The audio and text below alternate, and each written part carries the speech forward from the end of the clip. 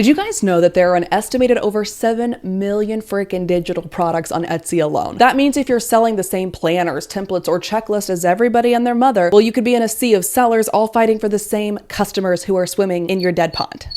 But in this two-part mini-series, I'm gonna give you 9 powerful ways to stand out from that competition. And 4 to 5 of these are ones that I've actually personally used in my own digital products business, and let me tell you, they have made me a lot of money. So in today's video, part 1, we're going to go through the first 5 strategies that I've personally used to grow my own digital product business. And in next week's video, next Tuesday, make sure to have your notifications on, we're gonna dive into the 4 remaining ideas that the EverBee team and I put together to help you skyrocket your digital product sales in 2025. Let's dive in. Tip number 1 is to survey your audience before you build. All right, real freaking talk. No one seems to be doing this on Etsy, but one of the fastest ways to waste time as a digital product creator is to spend hours building something that no one actually wants. Been there, made the thing, freaking crickets. So if you're just guessing what your audience wants, you're playing the digital product game on hard mode. Instead, just ask. Seriously. Before I personally build anything new, especially with low ticket digital offers, I do one of these 3 things. I use Instagram stories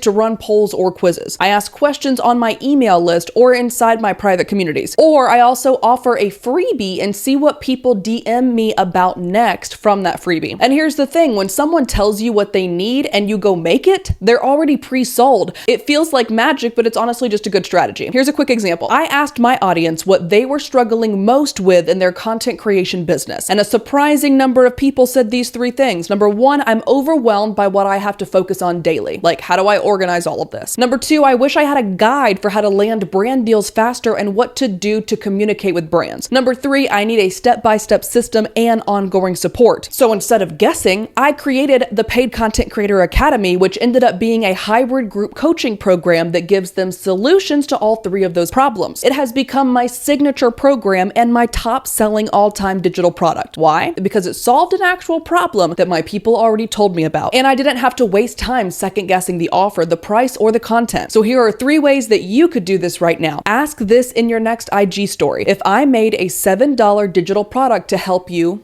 insert your niche, what would you want it to do? You could also poll your email list with 3 options while considering what you want to build next. Let them vote and reply to the people who click on it. Then you could also launch a freebie and ask, what would you need next to build on this? And that follow-up, that's your next paid product. So if you're trying to figure out what to make next, stop guessing. Ask your freaking people. They'll literally tell you what they're ready to pay for. And when they do, build it, launch it, and give them exactly what they asked for. Tip number 2, solve a specific problem, not a general one. Let me tell you what is not working in 2025. Trying to sell a generic digital planner or a vague ebook with 0 transformation behind it. Why? Because general offers often get general results, and your customers can feel that before they even click. Sorry, but it's true. If your product could be for everyone, it'll end up being bought by no one. So let's break it down. You could create a general business planner for $9 and hope someone bites. Or you could create a 90-day Pinterest strategy tracker for Etsy sellers with built-in prompts, analytics pages, and post tracking, and sell it for $19 to a very specific buyer who's already looking for that solution. One is vague, the other solves a specific pain point and instantly communicates value. When I first started creating digital products back in 2022, I made the mistake of trying to cast a very wide net. I thought if more people could use this, more people would buy it. That is not what happened. Exactly the opposite, actually. It just felt too broad to them. But when I got specific, like building products for freelancers, Etsy sellers, or UGC creators, and that's pretty much it, my sales multiplied. Specificity makes your buyer feel like it was built for them. And that's when they say yes without hesitation. So try this. Go into your most recent best-selling digital product, or just one you're currently working on, and ask yourself, who is this for? What is their exact struggle? And how does this fix it faster, cheaper, or easier than anything else? Add those answers into your product title, sales copy, and listing images. The digital products that sell consistently are the ones that feel like they were made for one person at the specific perfect time. So get specific. Solve one real problem really well. In the next tip, we're going to be diving into one of the easiest upgrades you can make to every digital product you're about to sell, and it only takes about 10 minutes to set up. So unique tip number 3 for digital product sellers is to create a clickable thank you document for every product. If you've ever felt frustrated by Etsy's file upload limits or annoyed at how clunky the user experience can feel after a digital product is delivered, this tip is going to be your best friend. Most digital sellers just upload a big y'all didn't hear me say that, zip folder with 14 files and hope their customer figures it out. But that's a recipe for customer confusion, missed links, and support emails like crazy in your inbox. Instead, create a branded, clickable thank you document, something you make once in Canva and then update as needed for each product. Here's what you can include: a warm thank you note with your logo and branding, clickable buttons or links to every product file hosted on Google Drive, Dropbox, Canva, whatever you're using, a short how to use tutorial or quick start tips, or even a video if you're feeling fancy, a list of your related products they might also love. And then number 5 is the key: add discount codes or a call to action to join your email list or community. When I started doing these 5 things, not only did it save me from constant "where's my file" DMs, but it also increased my repeat customer rate because people were spending time inside my thank you document, clicking through to see what else I offered. It turned my delivery system into a sales funnel without feeling like one. So if you're still uploading one flat PDF or one messy zip file, go make yourself a cute branded thank you doc in Canva tonight. Start with a single product and build a template that you can reuse for all of them. Trust me, this one step will elevate your customer experience, reduce support issues, and quietly increase your back-end revenue. This is the kind of detail that most digital product sellers do not think about, but it's what turns a simple product into a premium experience. And speaking of revenue, our next tip is about how to get paid twice for every product you sell without lifting a finger. So, unique tip number 4 for digital product sellers: add affiliate links to your digital products. All right, this tip right here is one of my absolute favorite passive income hacks. And this truly is passive. Sometimes we say passive when we're talking about print on demand. This one actually is. If you're not adding affiliate links inside your digital product, you are literally leaving money on the table, like actual dollars. Let's say you sell a content planning template for Instagram, for example, or a business checklist. Inside that product, you probably already talk about tools like Canva, ConvertKit, Honeybook, maybe even EverBee, wink wink. If you're already recommending these things, you should be getting paid for them by us. Well, maybe not us, but